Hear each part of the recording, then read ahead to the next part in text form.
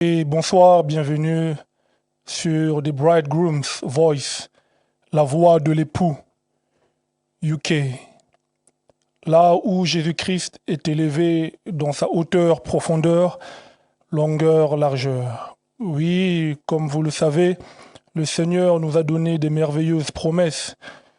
Il nous a promis que son peuple ne sera plus jamais dans la confusion. Voilà la raison pour laquelle que l'émission The Bridegroom's Voice, la voix de l'époux, à l'aide de la lumière des Écritures, vient pour apporter la consolation dans vos cœurs, apporter la guérison dans les cœurs brisés, envoyer libres les opprimés et expliquer une année de la grâce du Seigneur. Voilà ce que nous disons. Nous vous invitons à partager massivement cette mission, ce moment que nous allons partager, ce rendez-vous avec le Seigneur, et nous allons nous retrouver très rapidement après le générique.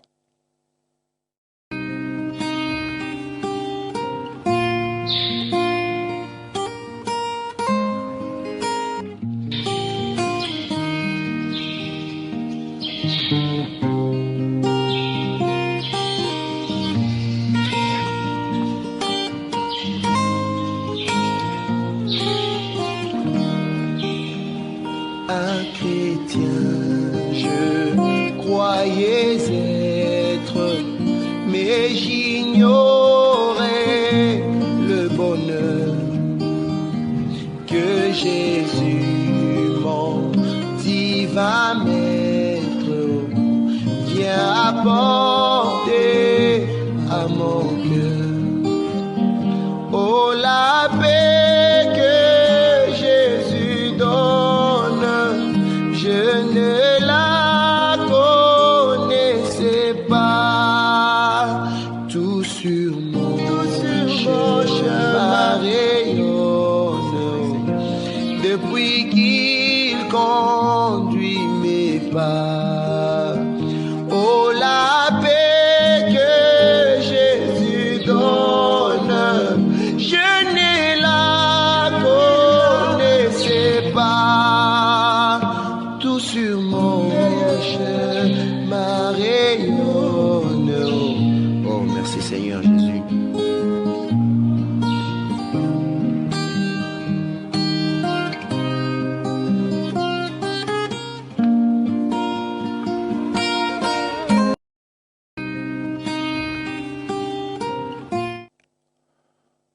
Oui, nous sommes de retour sur notre plateau The Bridegroom Voice, la voix de l'époux UK, là où nous élevons Jésus-Christ. Aujourd'hui, nous avons encore un thème vraiment merveilleux à partager à l'aide du Saint-Esprit. Le Seigneur va réellement nous guider et je suis réellement convaincu que chacun, en ce soir, aura sa part. Nous allons parler sur l'incendie. C'est qui cet homme qui a provoqué cet incendie? Nous allons découvrir tout ça à l'aide de la lumière des Écritures. Nous sommes dans le livre de Exode, Exode chapitre 22, au verset 6e. L'Écriture dit, « Si un feu éclate et rencontre des épines et que du blé en gerbe ou sur pied, ou bien le champ soit consumé, celui qui a causé l'incendie sera tenu à un dédommagement. » Je répète, si un feu éclate et rencontre des épines et que du blé en gerbe ou sur pied, ou bien le champ soit consumé, celui qui a causé l'incendie sera tenu à un dédommagement. Que le Seigneur nous bénisse et qu'il puisse apporter la lumière sur les Saintes Écritures.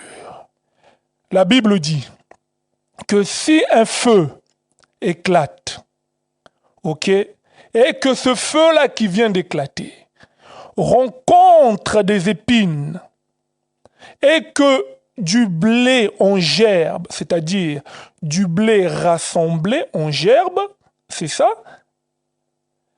ou sur pied, ou bien le champ soit consumé, celui qui a causé l'incendie, donc l'auteur, le responsable de cet incendie, sera tenu à un dédommagement. C'est-à-dire que la personne qui est l'auteur, la personne qui est le responsable, la personne qui a provoqué ce feu-là, il sera tenu de dédommager.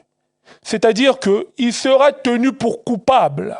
Donc, sa responsabilité sera de dédommager les dégâts. Sera de dédommager tous les dégâts qu'il a commis. Voilà ce que nous disons. Parce que si nous lisons dans la traduction parole de vie, la parole dit que si quelqu'un allume un feu, ok, là je suis dans la traduction parole vivante. La Bible dit que si une personne, un homme, allume un feu et que ce feu-là éclate, maintenant il commence à brûler un champ d'une autre personne ou bien même le champ d'autrui et qu'il consume les épines, il va même à brûler les gerbes qui se trouvent dans ce champ-là. L'homme qui a allumé le feu et qu'il a vu que son feu se propageait, l'auteur, la personne qui a allumé ce feu, sera tenu pour responsable et cette personne-là devra dédommager les causes qu'il a commis dans le champ ou bien même dans la vigne d'autrui. C'est-à-dire que la personne qui a vu que son champ ou bien sa vigne être consumée, être détruit, il a droit de réclamer les dégâts auprès de l'auteur ou bien même de la personne responsable du feu. Voilà ce que nous disons, bien-aimés. Je me souviens un jour, lorsque Philippe, je suis dans le livre de Luc, dans le livre de Jean, chapitre 1er, à partir du verset 45. Philippe va voir Nathanaël, il dit, Nathanaël, Nathanaël, viens voir, nous avons trouvé de qui Moïse a écrit et dont ont parlé les prophètes. Vous voyez? Il dit, nous avons trouvé celui de qui Moïse a écrit dans la loi et dont les prophètes ont parlé. Il donne la réponse, Jésus de Nazareth, fils de Joseph. Voilà.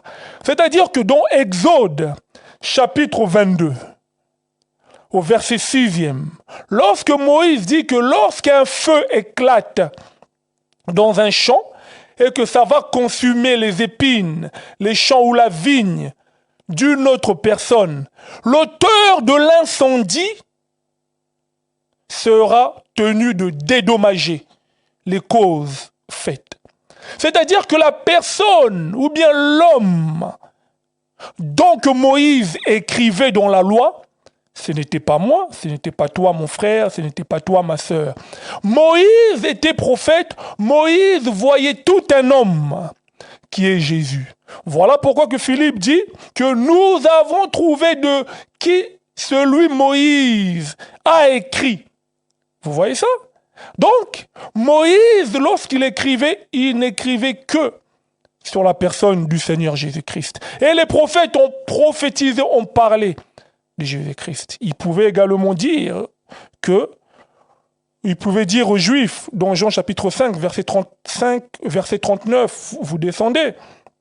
Jésus dit, vous sondez les Écritures, vous pensez trouver en elles la vie, mais cependant, ces Écritures rendent témoignage de moi. C'est que la Bible ne parle que d'un homme. La Bible ne fait que de parler d'un homme qui est le Seigneur Jésus-Christ. Que le Seigneur nous bénisse. Donc l'homme, l'auteur du feu, l'homme qui a allumé le feu, l'auteur de l'incendie, ce n'est que la personne du Seigneur Jésus-Christ. Mais bien évidemment, quelqu'un peut me poser la question, me demander, frère, comment Jésus a-t-il allumé le feu? Lorsque Jésus était sur terre, avons-nous vu un feu? Nous allons trouver la réponse rapidement dans les Écritures. La Bible déclare, je suis dans le livre de Luc, si la régie peut nous aider. Je suis dans Luc, chapitre 12, verset 49e. Luc, chapitre 12, verset 49. La Bible déclare, Jésus dit, je suis venu jeter un feu sur la terre, et qu'ai-je à désirer si il est déjà allumé? Vous voyez, ici Jésus, de sa bouche, il nous apprend que il est venu jeter un feu sur la terre. Et il dit, et qu'ai-je à désirer si ce feu-là est déjà allumé? Nous disons que lorsque Jésus marchait sur la terre, nous n'avons pas vu de feu. Mais nous disons que le feu a été allumé quand? Sur la croix. Lorsque Jésus a été mis sur la croix, c'est là que le feu a été allumé. Mais nous disons que le feu a commencé sa marche quand?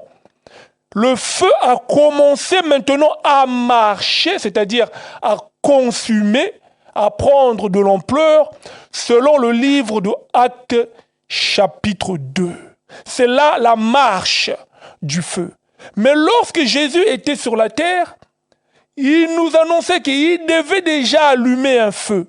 Le feu, c'est lorsqu'on l'a mis sur la croix, que lui, l'animal véritable, comme l'agneau, parce que Jean l'a présenté, il a dit, voici l'agneau de Dieu.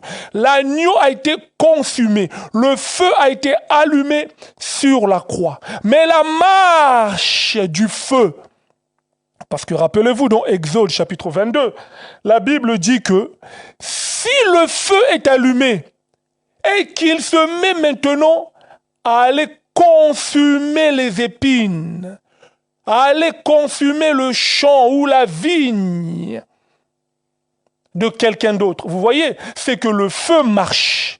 Le feu a des pieds. Le feu marche. Il s'allume, on l'allume, mais le feu doit maintenant exercer toute une marche. Est-ce qu'on peut monter dans la révélation pour pouvoir expliquer ces choses? Je suis dans le livre de Juges, chapitre 14. J'explique rapidement, parce que la révélation a l'art de prendre les choses difficiles et de le rendre facile. Je suis dans le livre de Juges, chapitre 14. Rappelez-vous, lorsque Samson est allé à Timna, Samson est allé chercher sa femme à Timna. Samson arrive pour voir sa femme.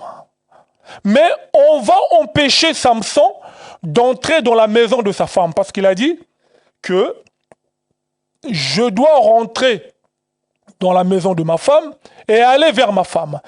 Mais les parents de la femme vont empêcher Samson d'entrer afin que Samson puisse aller vers sa femme.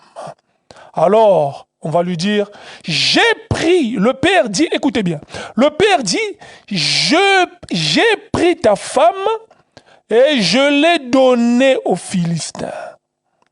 Mais, prends donc la sœur n'est-il pas plus belle? Regarde. Alors la Bible déclare que Samson va se mettre en colère. Et Samson dira, cette fois-ci, je ne serai pas coupable, responsable du mal que je vais faire aux Philistins. Alors dans cette rage-là, Samson rentre chez lui et qu'est-ce qu'il fait? Samson va prendre 300 renards. Écoutez bien, Samson va prendre 300 renards. La Bible dit qu'il va les attacher queue à queue, c'est-à-dire il prend un renard, il prend un autre renard, 2, 3, 4, 5, 6, jusqu'à 300 renards. Il va les attacher queue contre queue. Il les attache. La Bible dit que Samson va prendre un flambeau de feu. Il va le mettre dans la queue de renard. Et il va lâcher les renards dans le champ des Philistins. Et les renards vont aller dans le champ des Philistins. Ils vont brûler le champ des Philistins. Les Philistins vont se poser la question, qui a fait ça? Samson. Qui est responsable? Samson. Qui est l'auteur de cet incendie? Qui est l'auteur de ce feu? Qui est l'auteur de cette destruction? Qui est l'auteur de ce ravage? Samson. Vous voyez, l'auteur de cet incendie, c'est lui qui a lâché le renard avec les flambeaux dans les queues. Il les a envoyés dans les champs des Philistins. Qui est le responsable? Qui est l'auteur de ces choses? C'est Samson le responsable. Vous voyez ces choses? Mais remarquez ceci. Le Seigneur Jésus-Christ, pour nous expliquer que c'est lui le véritable Samson, que toutes ces écritures parlaient de lui, lorsqu'il arrive, qu'est-ce qu'il fait? Je suis dans le livre de Marc, chapitre 6. Jésus vient, il va prendre 12 de ses disciples. Il va prendre ses disciples. La Bible dit qu'il va les envoyer 2 à 2. Il va leur dire que, allez, vous avez le pouvoir de chasser tous les esprits impurs. Vous voyez ça? Donc, Jésus prend les disciples et il les envoie 2 à 2. Pour expliquer que c'est lui le véritable Samson, comme Samson qui a envoyé le renard. Mais vous allez être d'accord avec moi que le renard aussi explique tout un homme.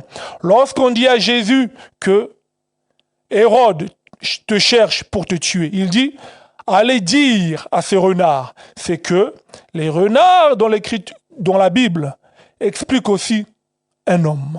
Donc, c'était qui ces renards?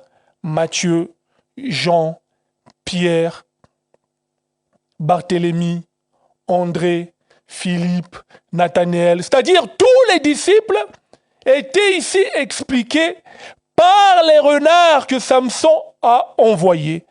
Jésus, lorsqu'il les lâche, c'est pour aller apporter la parole. Vous serez d'accord avec moi que selon Jérémie chapitre 28, Jérémie chapitre 23 au verset 29, Jérémie dit, le Seigneur, dit par la bouche de Jérémie que « Ma parole n'est-il pas comme un feu ?» Ah, c'est que la parole que le Seigneur a léguée, que le Seigneur a donnée aux disciples, c'était tout un feu. Et les renards ici sont représentés par les disciples de Christ.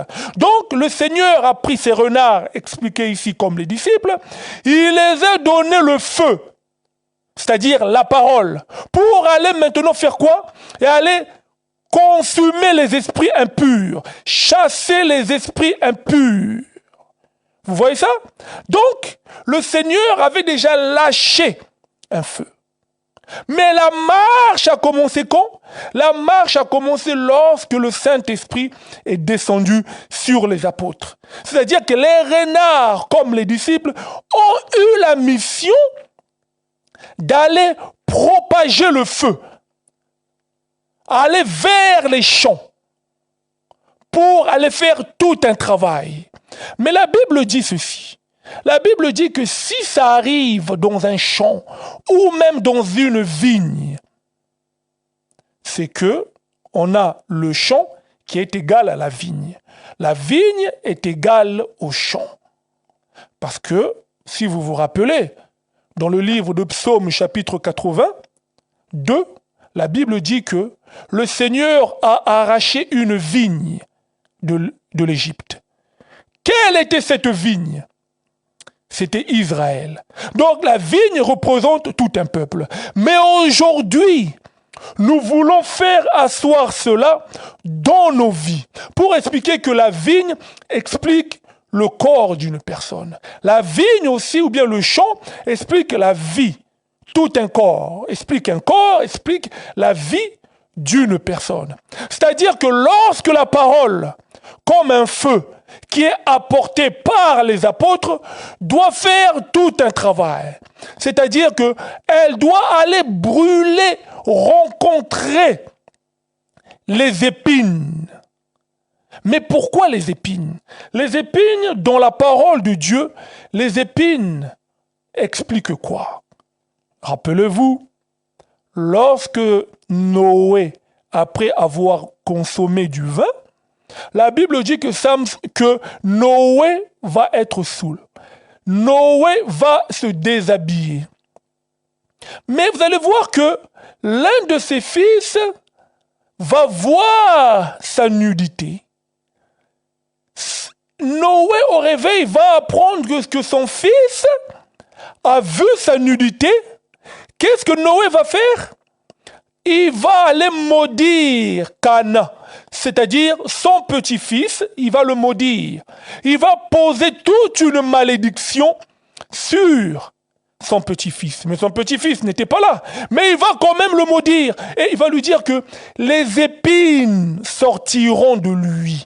Les épines vont sortir de son petit-fils. C'est-à-dire qu'ici, les épines expliquent toutes les malédictions que Noé avait proférées ou bien que Noé avait déclarées sur son petit-fils.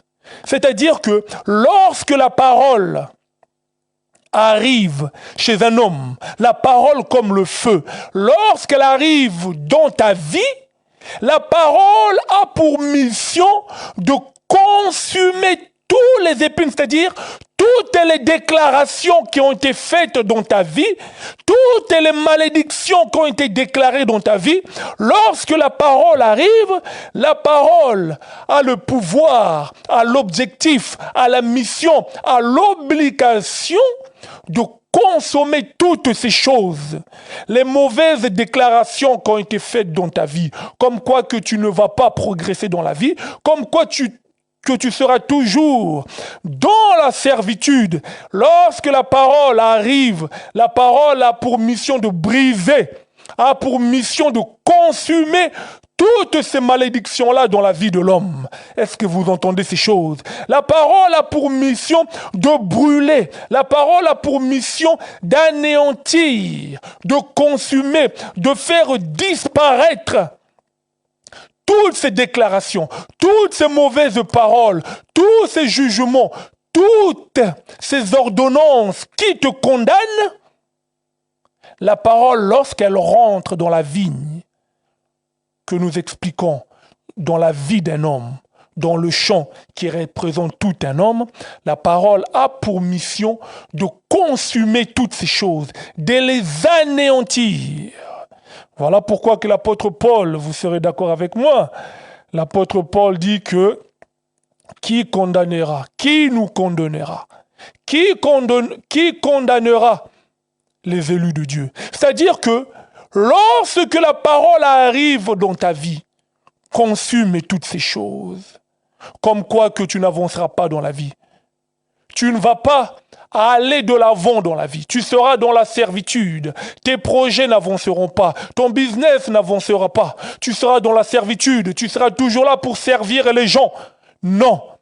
Pourquoi? Parce que la parole est entrée dans ta vie, même en ce soir, et la parole a pour mission de consumer toutes les mauvaises déclarations que même tes ancêtres ont posées même avant ta naissance. Parce qu'il y a des familles, bien-aimés, il y a des réalités qu'il faut faire face sur la terre.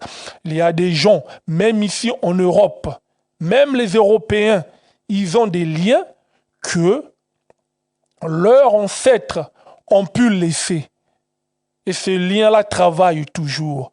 Mais je viens vous dire que celui qui a reçu la parole, celui qui a reçu l'évangile éternel, celui qui a reçu la parole comme un feu, le feu a pour mission de consumer toutes ces malédictions, de briser toutes les chaînes dans la vie d'un homme.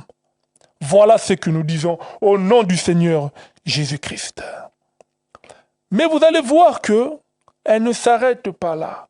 Elle dit que lorsque ça arrive, bien-aimé, ça doit brûler les gerbes, bien-aimés. Rappelez-vous, lorsque Joseph a eu un songe, il va dire à ses frères que j'ai eu un songe.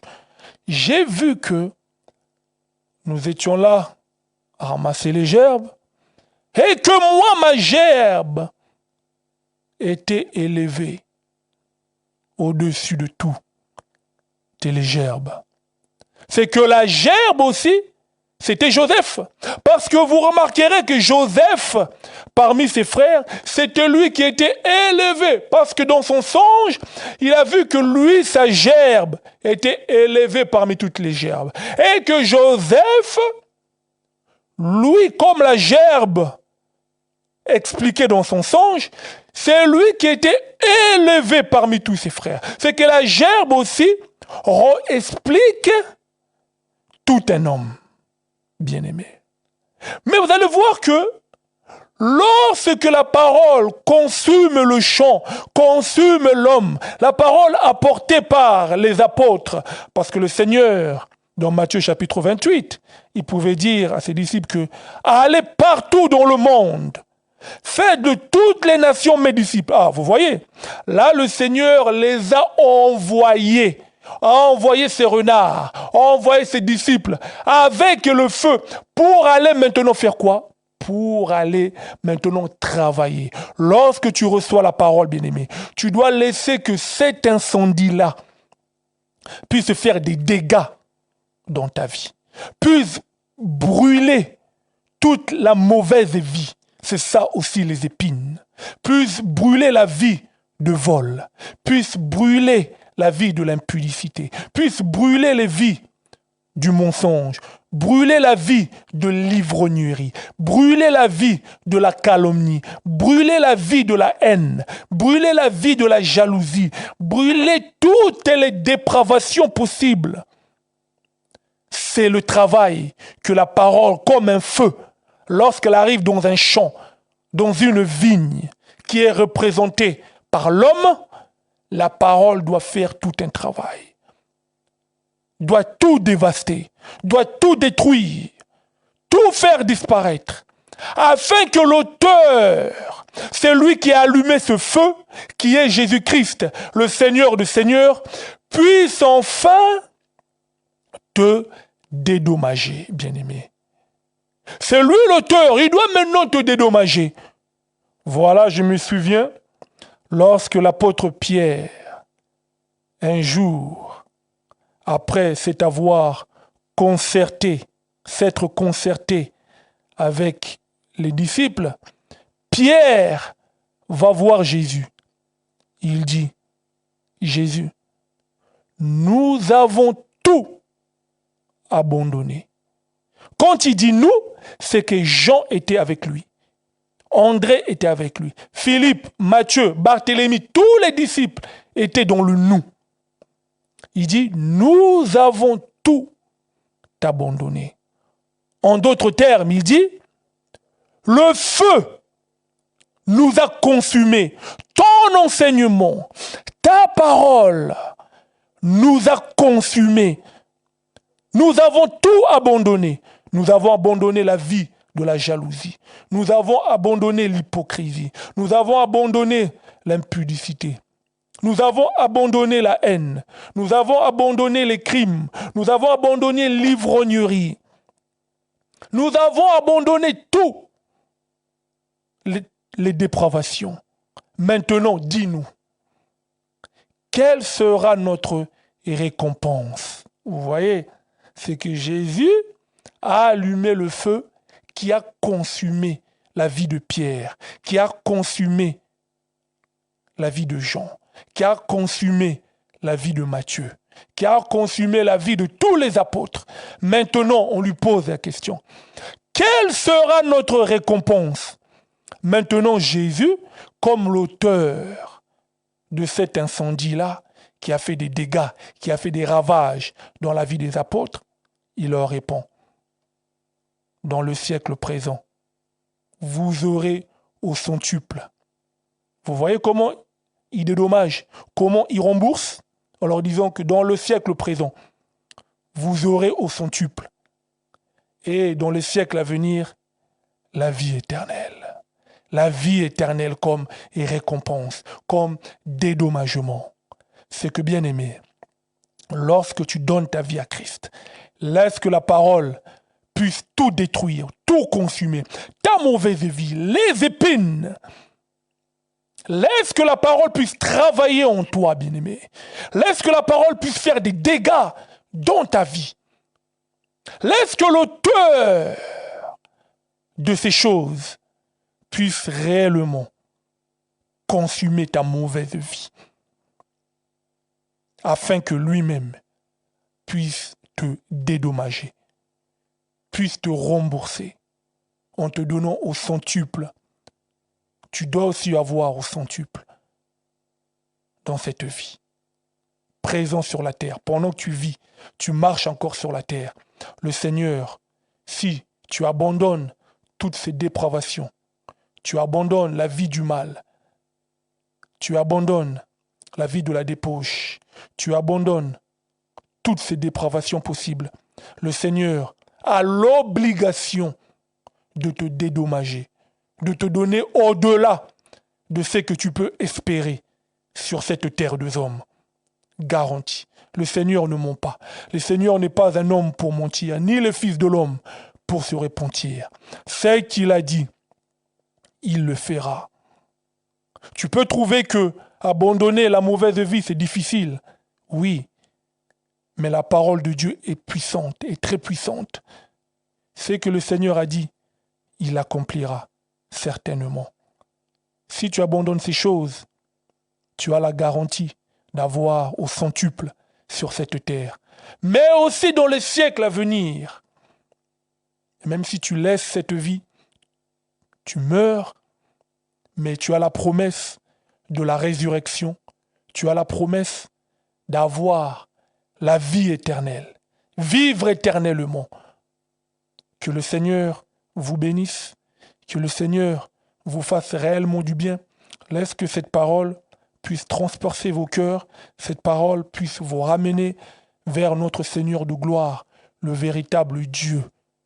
C'est lui qui est le grand vainqueur de la mort, la résurrection et la vie, le Seigneur Jésus-Christ. Que cette semaine soit une semaine d'abondance. Allez de l'avant. Toutes les portes vous soient ouvertes parce que vous devez recevoir au centuple. Bien-aimés, paix et grâce dans vos maisons. Shalom.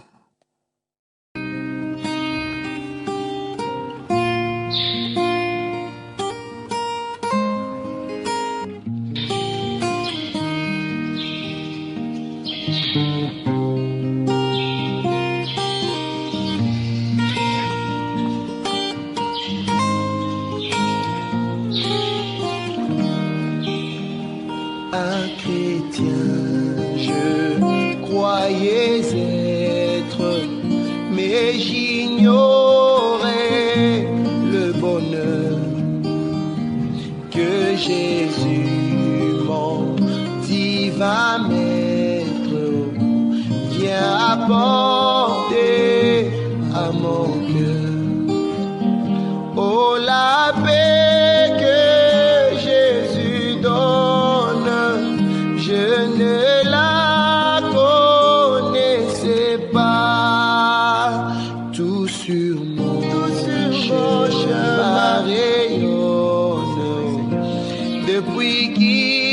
conduit mes pas. Oh, la paix que Jésus donne, je ne la connaissais pas. Tout sur mon chemin rayonne. Oh, merci Seigneur Jésus.